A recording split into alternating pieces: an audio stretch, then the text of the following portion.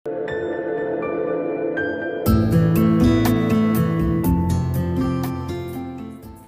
state ta shri apung chakle a heng revising a hian state danga tangkhang te ruai ho antam hle ani mizo state danga tanga lo ho tur ta chu video lo en inom chuan film khurle zwal turin kanin cha kan hriat tur poimo tak mai chu state danga tanga lo ho te mizorama ril tram taka lo thleng antam hle a an khongai thak em ani chu wangin in lo chu main chafun ba ka kong laka eitur puar theina lamchi pai war theu afin thakang chafun ringot chuan khuwa aluma nikhat bak adai don lo chewa chu wangin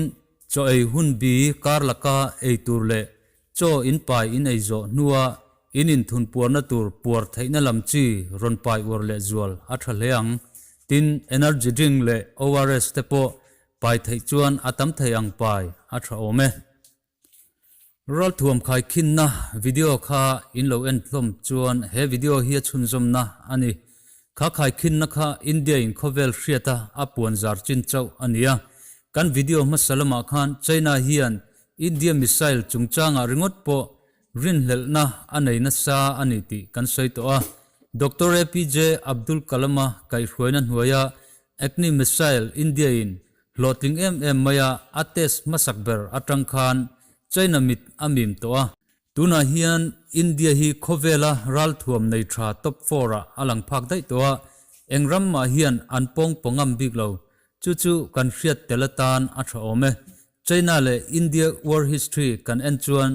China laka tlom jok angin alanga mase China hian India inring lo lai abai thuta ni inring lo lai run thut chu chakjok ni aol sam ani kumsang khazakwa somruk panhia Sino-Indian war apo khan India sipai ta chu anhnung tol duai mai international law kalin China khan India kha arun ani khati hunlai khan India in independent amhu nulok India ram economy siam thatura pune ruwa hawa intung nung turak ke an pentran level kha ania India ram dinhmun chu defense lama chuan ala chawraw ema defense lam ngai tu tak man po alani chia lo chu ram chang alain China chuan independent hlimhlol India chu abai thuta India sipai anor tom tok maya mase kha indona Sino-Indian war anti mai kha India sipai te huai senjia alanga tanhmun an inrem felve me khachuan China khan ne na chan ngei ain beisei to ani tichuan China ho machon turin sik palian ho huaisan mai kha India in ahmathe ta khati hun lai khachuan kan soitak angin India kha independent amhu na alarei lawa pune ruaten ram economy siam thattuma anbai trantir lai vel ram re theiber pol ani lai alania conventional arms a remote po China nen te khinchi kanlani lo hrim boka mase sik palian ho annor thei tameu lo China in thapui athoa mase China chu ahnung tol joka atrang meka America aron inrola chuta zet chuan India khan a let duai ani bera America kha ron inrol lo ta se India sipai te khan ahnung tol du mia lo awangin anthi mangvek thlengin anbe ngeyang ti chuan China nen in biak na nein remna an nei theita ani tuna ero chuan India ain vor kang viau toa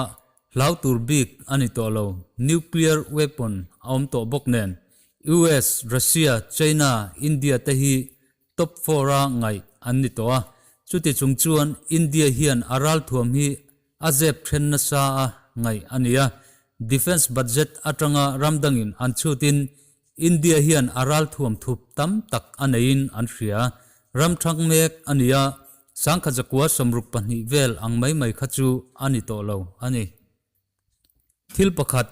kan hriat tatana thatak mai pakhat chu ral thuam manlai tak India hian anei vaklawa China nena atam lam khai khin hian China chuan anga jok ngangmaya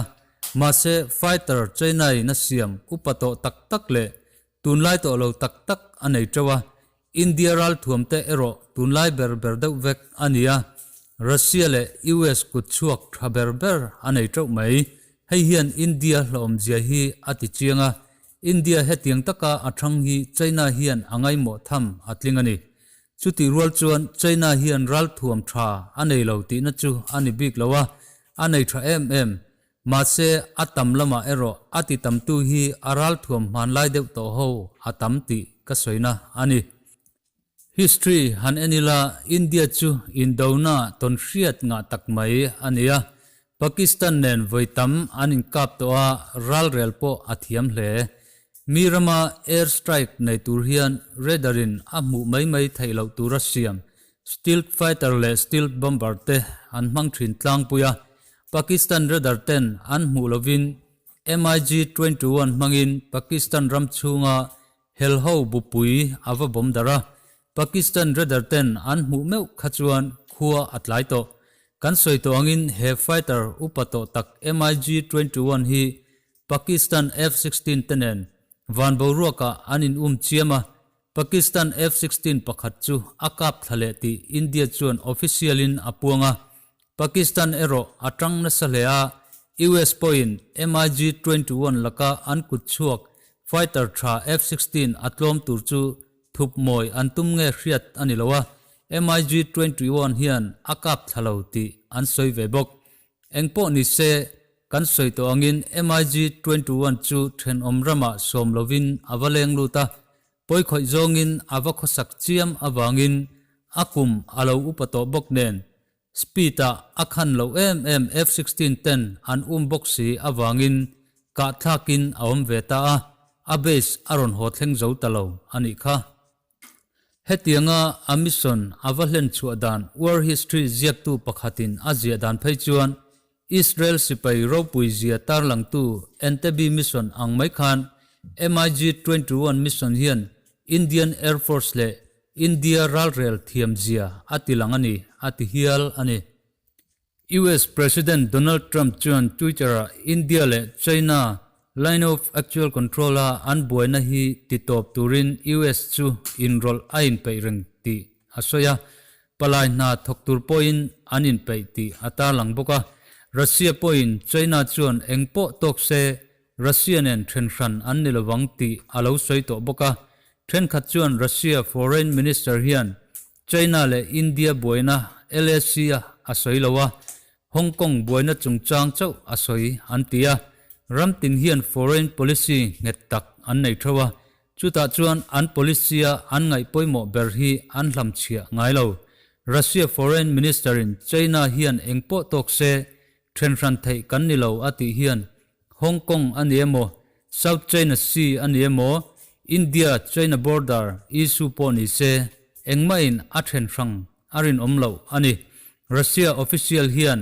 moi takin kong engkima China athop zeldon ti asoina ani Russia foreign minister in chunlama thucha asoya asoi zana US president in englai point India le China line of actual control boina hian enroll turin US chu a in peireng ti aron soi ve ngal zat mai heng ram pani te hian moi takin in hlia khu chungin an tran na lam an soi ve ve US hian atran lam jok asoi mi alo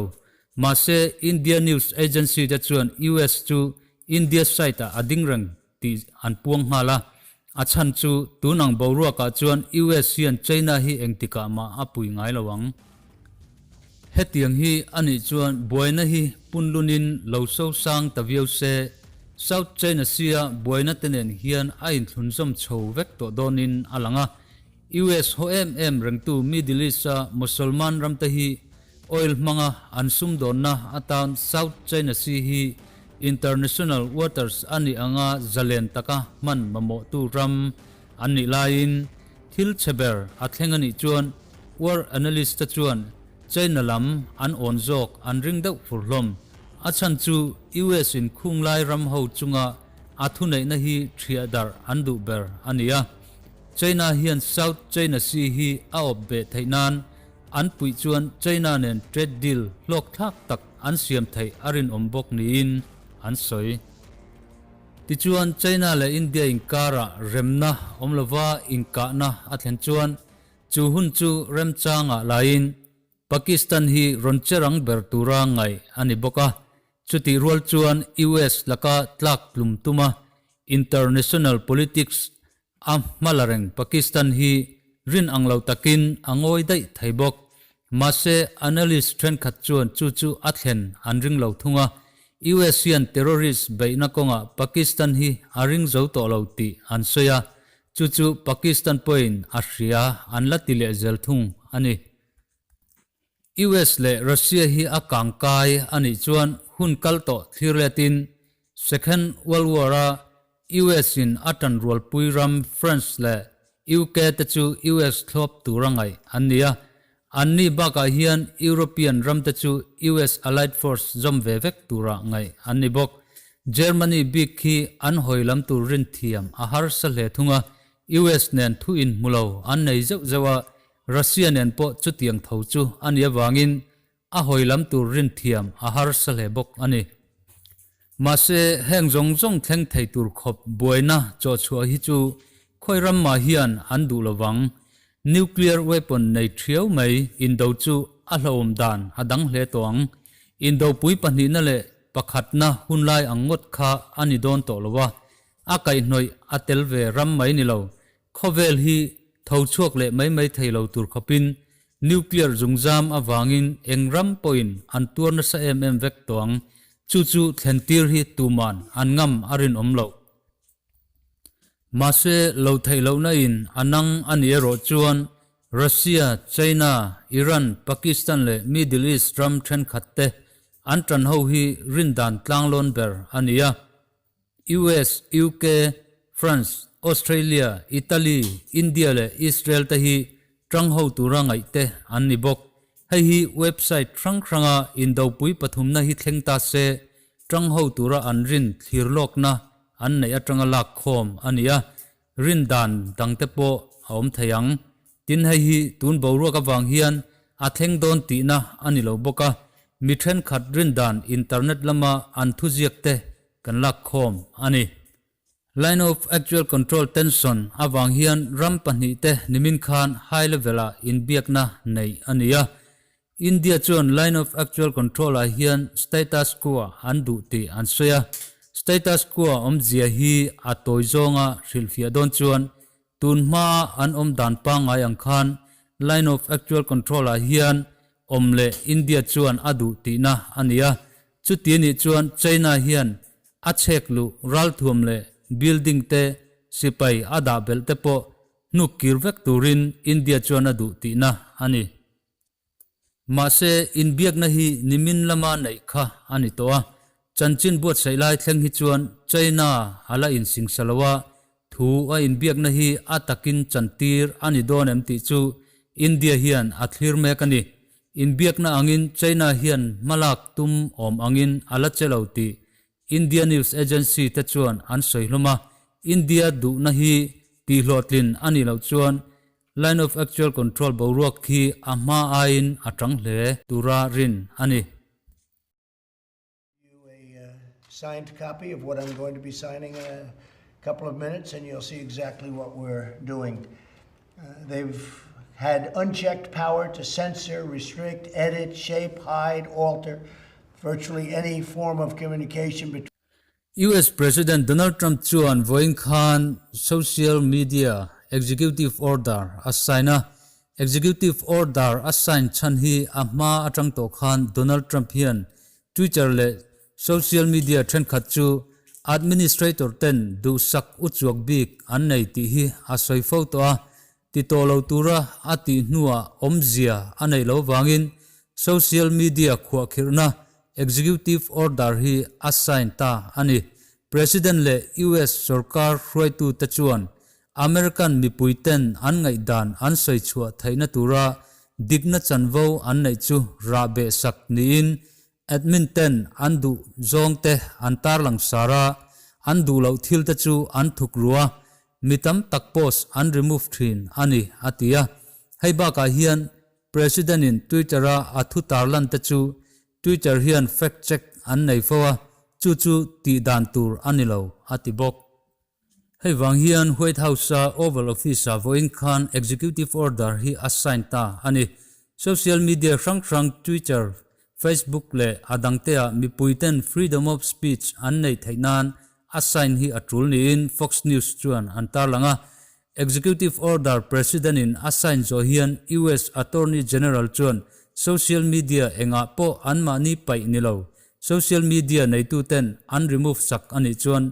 dananga an khinlet thai dan tur apuang zar ngal bok ani Facebook nei tu Mark Zuckerberg chuan Twitter in president thuthar lan hote fact check an nei fo thin chu atul lo ani tin Twitter chu Adam Zia asoi chuak ve boka he executive order wang hinge ti chu riat ani lowa Twitter chuan privacy update le information thenkhat update anei ngala application a notification po an update ngal ani